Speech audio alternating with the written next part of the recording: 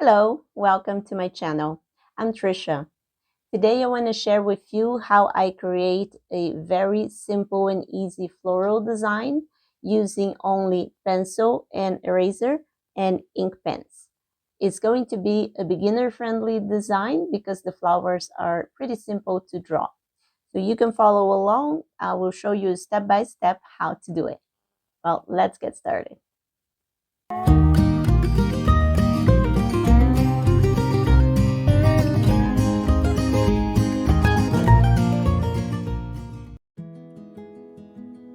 So our first flower is the hibiscus.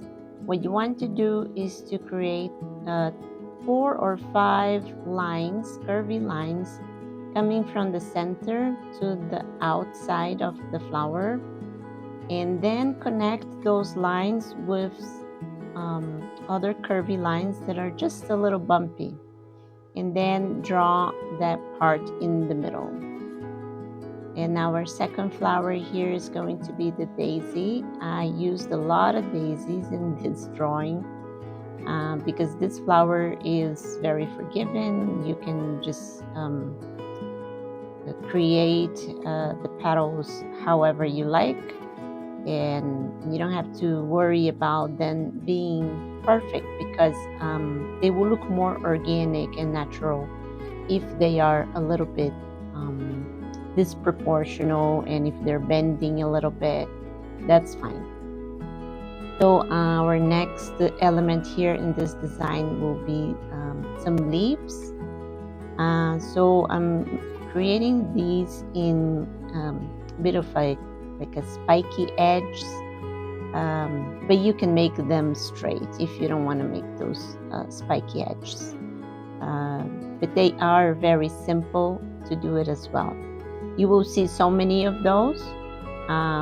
You will get used to it. So here's another daisy, and as you can see, I'm just creating those petals and then a few other petals in the back. You are going to see again a couple of more hibiscus, just so you can watch again how I draw the hibiscus flower. But I did add a lot of daisies here because they are the easiest to draw, so it's perfect for beginners. And of course, here is the next hibiscus. So from the center, curvy line, and then just connect those curvy lines, so usually about 4 or 5 of them, and then just create the middle one, and then a few more leaves, and you can have a floral design with as many leaves and plants as you want. Not all of them have to be very realistic or correspond to a real plant or flower that exists out there. You can create your own plant, your own flower, just to add in more elements and add more beauty into your design. Another thing that I do, here's another hibiscus. As you can see, it's just a few curvy lines, and then connect them, and then of course do your middle one. Another thing about this design is that what you want to do is to overlap the plants, so whether they're the leaves or the flowers. So as you can see, I have leaves behind the flowers, and sometimes flowers behind other flowers. So that creates a cluster of vegetation and plants and flowers that makes the design look very beautiful. So this plant I'm doing here is a fern, or it is supposed to represent a fern. It's not exactly like most ferns that I know. I think ferns are so beautiful, and you can create your own in many shapes and styles, but basically it's just several lines, and then add lots and lots of little leaves on both sides of those lines, and that's it. And then you can just decorate them and shade them however you like. This next plant here, it's like an imaginary plant. I would say maybe this is some kind of a wild grass or wild plant or wild flower. It's I'm just created this, and it's not supposed to represent anything real. Basically, what you want to do is just a few branches, a few very loose branches, and then just a few tiny little flowers, or I don't know, they could be leaves or berries, or you can call it whatever you want. It's not supposed to be, this one is not supposed to be realistic. The other plants, the hibiscus, of course, and the daisy, the ferns, the leaves are all realistic. But this one here, I just made it up to add, so we wouldn't have that empty space right there. The next one here is going to be a rosemary, the herb that we like to use on cooking, or I don't know if a tea can be made of rosemary, or but we like to plant rosemary here. They're so beautiful when they're in the garden, and have very nice fragrance too. The next plant is also whatever, some kind of made up plant or grass, just a few branches with several leaves and a few buds or teeny tiny mini berries. I think they're more like buds of new plants or new flowers. And this one over here is the berry, is a wild berry. And so what you want to do is just to draw a branch with a few other branches coming out, and then the actual berries coming out directly from the branch or from the secondary branches. And we're going to shade all of this, and it's going to look more, was going to look better once we shade. So right now I'm just doing the line work of this drawing. And of course, as you can see here, I had already pre-sketched with pencil. So it's easier for me, because then I know exactly where things should go. And then it's easier for you to see when I come only with the ink. Because if I'm just sketching with a pencil, it's hard for you guys to see. So I want you to be able to see very well. The pen that I'm using here is a 02 Figma, and for the shading I'm going to use 005, but this one is a 002. Oh, I'm sorry, 02. So this other plant here that I'm drawing is just I don't know, some kind of plant. When we go out in the wild, we see so many different plants, and you know, they're all so unique and beautiful, but sometimes we just don't know their names. So maybe it's just some kind of a wild plant or wild grass or something of that nature.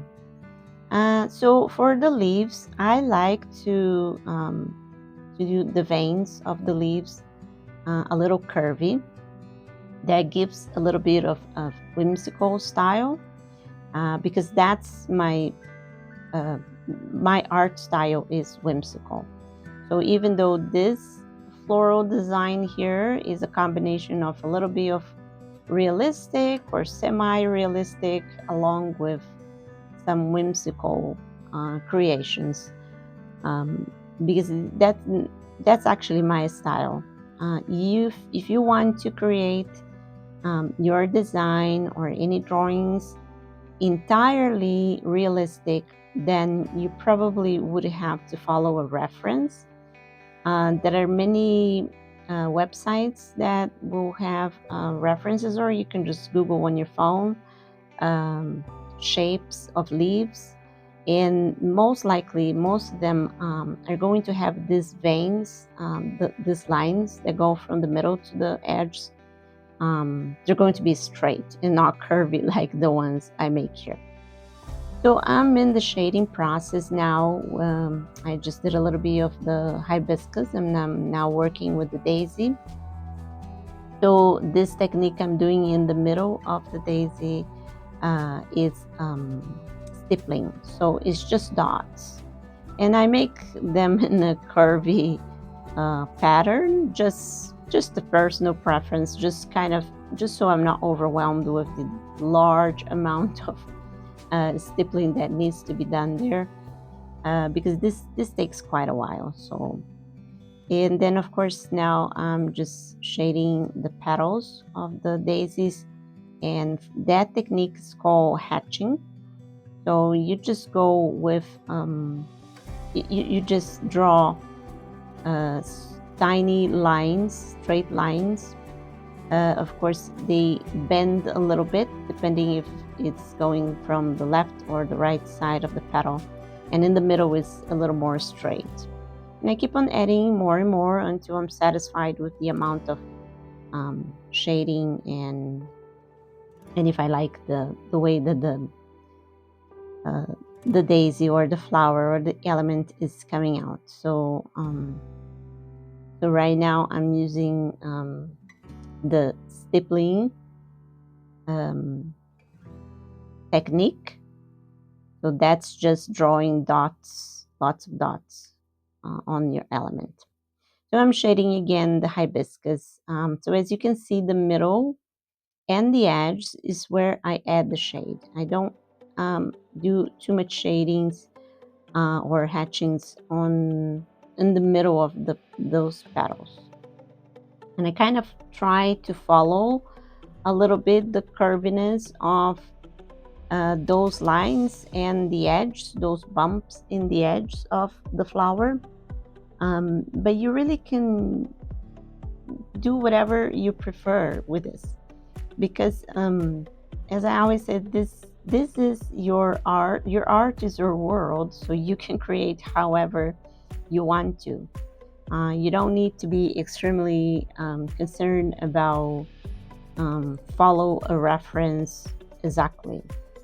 If you want to, you can practice that. It's not my favorite style to make art. Um, it's the process of that that style is not my favorite. But if you want to, you can follow a reference exactly.